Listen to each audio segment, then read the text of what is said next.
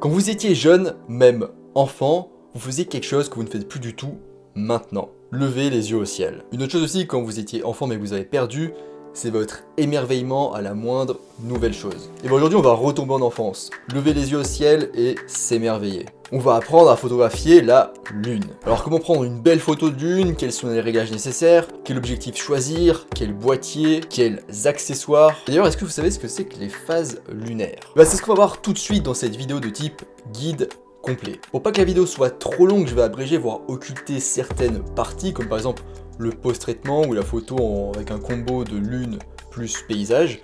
Donc vous pouvez trouver plus de détails dans mon article que je vous laisse en description. Allez, en avant, Guingamp.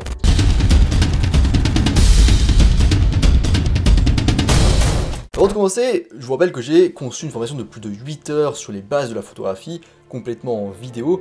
Je vous laisse le lien en description. Alors pour commencer, planifiez votre séance. Quand?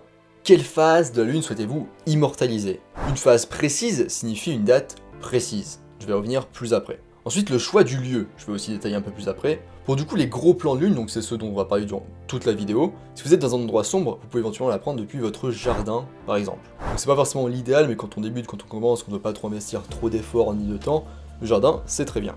Gardez également un œil sur la météo. Pour les gros plans de lune, du coup, vous allez préférer qu'il y ait peu de nuages, voire pas du tout. Car vous allez chercher à avoir un maximum de détails de la lune et donc pas d'interférence entre votre appareil photo et la lune, comme par exemple des nuages brumeux qui pourraient du coup donner un aspect un petit peu flou à votre lune. Ensuite, choisir un endroit, donc j'y reviens. Le choix du lieu est important, voici quelques critères conseillés. Premier critère, une pollution lumineuse et atmosphérique minimale. Et pour ça, les lieux en altitude vous aideront. Vous aurez globalement moins de pollution lumineuse, une atmosphère plus propre, pas de brouillard, des nuages bas. Donc voilà, aller en altitude, c'est pas mal. Deuxième critère, du coup pour les gros plans de lune toujours, évitez toute lumière autre que celle de la lune. Donc pas les lampadaires et pas les feux des voitures par exemple. Si vous installez dans votre jardin, donc ce qui n'est pas forcément le mieux mais ça ira pour commencer, je vous conseille d'éteindre toutes les lumières environnantes. Et placez-vous dans l'endroit le plus sombre possible. Pas la cave du coup, sinon vous n'allez rien voir. Enfin, troisième et dernier critère intéressant, les nuits froides sont les meilleures pour les photos de gros plans de lune.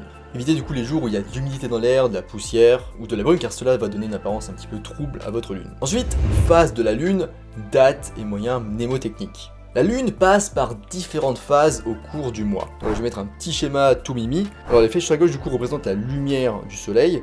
Et donc le soleil du coup est à gauche ici dans notre schéma. Pour décrire brièvement, donc déjà, première étape, on part de la phase nouvelle lune, donc tout à gauche, qui est du coup le début mais aussi la fin du cycle. À ce moment précis du coup, aucune lumière du soleil ne tombe sur la phase de la lune qui est visible depuis la Terre. Ensuite, deuxième étape, on va au premier croissant, donc qui est juste en dessous à droite de la nouvelle lune sur notre schéma. Et la lune est de plus en plus lumineuse jusqu'à la phase de la pleine lune, tout à droite. Donc pendant la phase de la pleine lune, la phase de la lune visible depuis la Terre est totalement éclairée par le soleil. Puis enfin, dernière étape du coup, la lune après devient de moins en moins lumineuse à partir de là, jusqu'à la phase de la nouvelle lune. Ce cycle se répète tous les 29,53 jours très précisément. On dit que la lune est croissante lorsqu'elle est de plus en plus lumineuse, jusqu'à du coup la pleine lune, et on dit qu'elle est décroissante lorsqu'elle est de moins en moins lumineuse, donc jusqu'à la nouvelle lune. Et du coup ce qui est bien c'est qu'à vue d'œil vous allez pouvoir savoir si la lune va être de plus en plus lumineuse ou de moins en moins lumineuse. Si elle est éclairée du coup sur la droite, elle sera de plus en plus lumineuse, jusqu'à la pleine lune du coup, et si elle est éclairée sur sa gauche, elle sera du coup de moins en moins lumineuse jusqu'à la nouvelle lune. Il y a aussi un petit moyen mnémotechnique pour s'en rappeler. Quand on voit un P minuscule dans la forme éclairée du coup de la lune est à son premier quartier, donc P premier, et va vers la pleine lune, P pleine.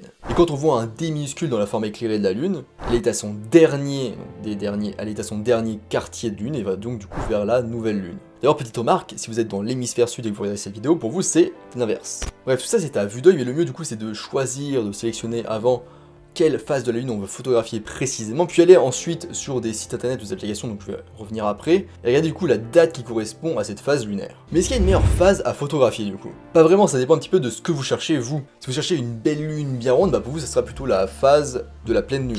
Mais du coup le revers de la médaille c'est que vous aurez moins de détails puisque la lumière elle éclaire complètement la lune, on voit moins du coup tous ces détails. Les autres phases de la lune du coup seront moins lumineuses, donc vous allez un peu plus galérer à la prendre en photo, mais il y aura plus de détails et de relief visibles. Ensuite on passe au matériel. Alors d'abord il faudra évidemment un trépied, c'est quasi obligatoire. On va avoir besoin d'un trépied pour ne pas avoir de flou de bouger et avoir un maximum de détails, notamment en gros plan. En plus si vous utilisez un téléobjectif, du coup je vais venir après, mais avec une longue distance focale, et votre photo elle sera beaucoup plus sensible à la moindre vibration même un petit P malencontreux. Et en plus on va déclencher des temps de pause assez longs, en tout cas trop longs pour rester à main levée. Bref, un trépied, c'est le pied. Ensuite, une tête de trépied. Alors, c'est pas obligatoire, mais c'est confortable. Une tête solide qui permet de réajuster facilement l'appareil photo. Parce que oui, à un agrandissement très élevé, la lune elle va beaucoup bouger rapidement.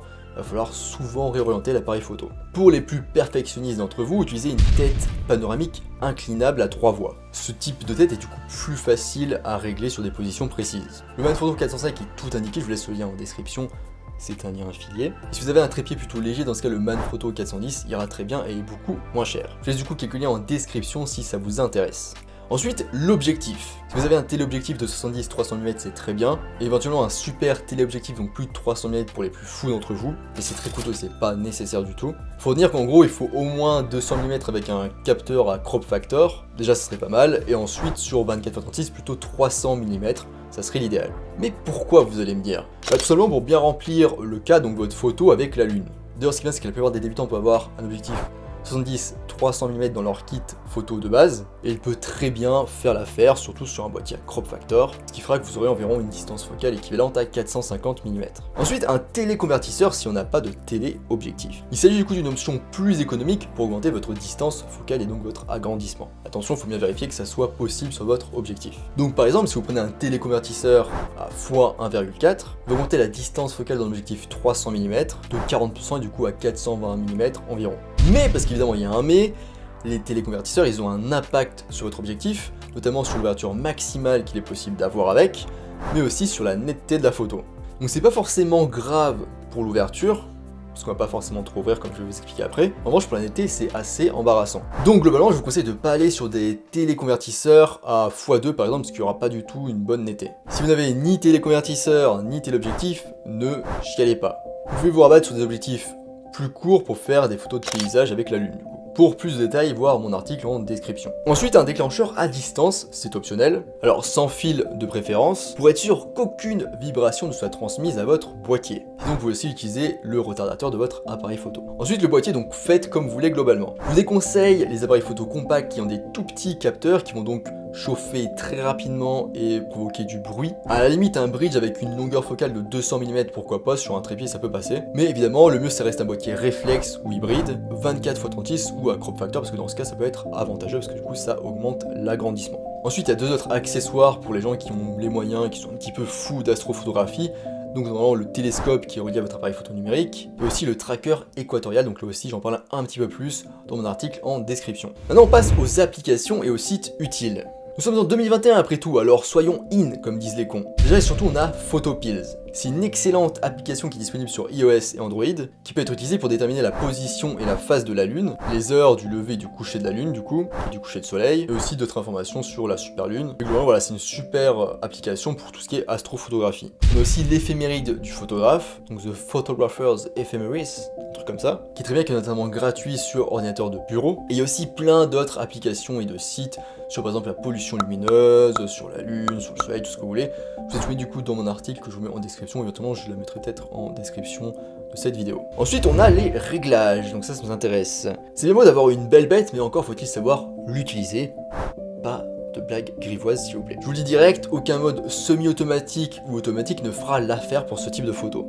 L'idéal c'est donc de photographier en mode manuel ou à la limite en priorité à l'ouverture. Ensuite prenez vos photos au format RAW, donc pouvoir les développer, pouvoir enlever notamment le bruit et surtout pouvoir après modifier la balance des blancs si nécessaire. Photographier en RAW ça vous donne toutes les armes nécessaires pour développer votre photo par la suite. Ensuite, mise au point et quelques petites astuces. Déjà, si vous voyez la lune toute blanche, c'est qu'il faut revoir vos réglages, ou éventuellement désactiver une possible augmentation automatique de l'exposition sur votre appareil photo. Alors pour commencer, si on fait la mise au point en automatique, on va utiliser la fonction Live View. On va du coup zoomer sur la lune et utiliser l'autofocus, donc la mise au point automatique de l'appareil. Ensuite, si ça a fonctionné, on va désactiver du coup l'autofocus pour pas que la mise au point change en cours de séance photo. Si l'autofocus ne fonctionne pas, essayez de passer votre collimateur sur un bord de la lune et de faire la mise au point. Et enfin 5, si votre appareil photo n'arrive pas du tout à faire la mise au point en mise au point automatique, et bien du coup passez en manuel. Du coup en manuel, mettez-vous bien du coup en mise au point manuel, utilisez le mode Live View, zoomez sur la lune, ensuite vous allez faire tourner du coup votre bague de mise au point jusqu'à ce que la lune soit nette. Ensuite quelques petites astuces pour optimiser du coup la netteté de vos photos. Pensez bien à désactiver la stabilisation de l'image. Cette fonctionnalité est conçue pour la prise de photos à main levée mais pas sur trépied. Ensuite, autre astuce, pour réduire les vibrations du mécanisme du miroir, sur réflexe du coup, assurez-vous d'utiliser le mode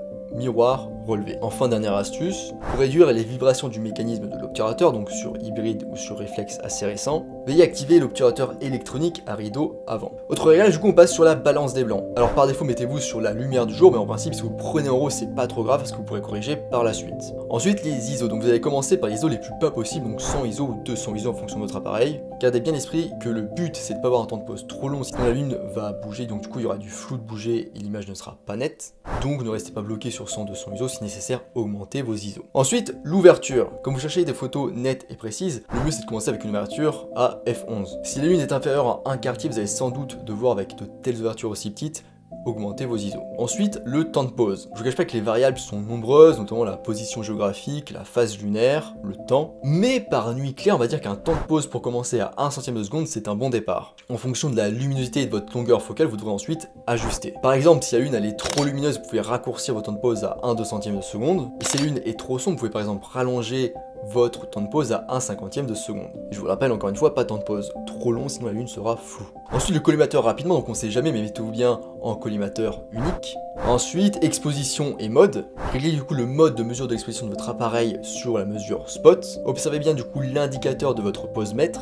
Faites une demi-pression sur le déclencheur si nécessaire, si vous n'avez pas d'informations au niveau du posemètre. Donc si le posemètre est sur la droite, c'est que c'est surexposé, et s'il est sur la gauche, c'est que c'est sous-exposé. Ajustez du coup vos réglages en fonction pour que la petite flèche du posemètre arrive sur le 0 au milieu. Donc voilà, c'est la fin pour les réglages. On va commencer déjà avec tous ces réglages et ensuite ajuster avec le temps de pause en fonction, éventuellement les ISO, éventuellement l'ouverture. On passe sur un autre sujet encore, comment photographier le reflet de la Terre sur la Lune. Alors ce phénomène il fait comme une espèce d'ombre sur la Lune avec du coup une partie claire et une partie sombre. Et c'est joli. Mais comment capturer ça, Gaëtan? Prévoyez du coup de vous installer pour le premier ou possiblement plutôt le deuxième coucher de soleil après la nouvelle lune. Avec un téléobjectif et votre appareil photo sur un trépied, mettez ces réglages, ISO à 400 ou une ouverture à f2.8, donc ouvrez au maximum possible, et un temps de pause entre 1 et 4 secondes. Et là vous allez me dire, mais comment exposer? Du coup, exposer en mode spot sur la partie ombragée de la lune. Donc vous aurez du coup forcément la partie claire lumineuse de la lune surexposée, mais vous aurez la partie sombre parfaitement visible. Et c'est ça le plus important. Et donc gardez à l'esprit que c'est difficile d'utiliser des temps de pause longs parce que la lune va bouger, ça sera flou, et surtout avec un téléobjectif. Ensuite le post-traitement. Alors, je vais pas du coup vous le détailler ici, je vous conseille plutôt d'aller voir mon article qui en parle. En fait, je vous ai fait des captures d'écran, je vous ai dit les réglages exacts, donc en vidéo c'est pas forcément super intéressant à dire comme ça. Donc je vous laisse aller voir tout ça dans la description. Alors en résumé, comment photographier la lune en gros plan en 10,5 étapes. Étape numéro 1, planifier la phase de la lune, le lieu, le temps. Étape numéro 2, du coup pour le matériel, choisissez un objectif avec une distance focale assez longue, entre 200 sur crop factor et 300 mm sur 24x36. Plus la distance focale est longue, et mieux c'est. Pour de meilleurs résultats au niveau du boîtier, utilisez de préférence un réflexe ou un hybride, 24x36 ou crop factor, ça vous aidera à avoir une photo plus agrandie. Étape numéro 3, réglez votre appareil photo sur le mode de prise de vue manuel. Étape numéro 4, du coup réglez votre sensibilité ISO au plus bas possible, donc sur 100 ou 200 ISO, en tout cas au début. Étape numéro 5, choisissez une ouverture à f11, éventuellement vous pouvez fermer plus, mais faites attention à la netteté. Étape numéro 6, choisissez un temps de pause autour d'1 centième de seconde pour commencer. Étape numéro 7, du coup, réglez votre objectif sur la mise au point manuelle si l'autofocus a échoué. Mettez-vous en mode Live View, zoomez au maximum et faites la mise au point jusqu'à ce que la lune soit nette. Ou vous pouvez aussi essayer de faire la mise au point à l'infini. 8, une fois que la mise au point est ok, donc si vous étiez en autofocus, veillez bien à éteindre l'autofocus pour pas que la mise au point change en cours de route. Étape numéro 9, mettez-vous en mode d'exposition spot et ajustez vos paramètres du coup en fonction du posemètre, notamment avec le temps de pause au début. 10, déclenchez, enfin, prenez une photo du coup et voyez à quoi elle ressemble. Du coup, ajustez ensuite en fonction des paramètres situés en fonction, donc d'abord en général le temps de pause, ensuite les ISO, éventuellement si vous avez trop de bruit, l'ouverture. Et du coup 10,5e ou 11e étape, post-traité si vous le souhaitez sur Lightroom ou éventuellement sur Photoshop. On arrive à la fin de cet épisode sur comment photographier la lune en gros plan. Je pense que maintenant vous avez toutes les connaissances nécessaires pour faire des photos de lune correctes, voire bien plus. On a fait le tour, pas le tour de la lune. Maintenant plus rien ne peut vous arrêter, alors votre défi si vous l'acceptez ça va être de prendre en photo la Lune, oui, mais la face cachée de la Lune. Je vous laisse ici et je vous dis à bientôt sur les internets mondiaux.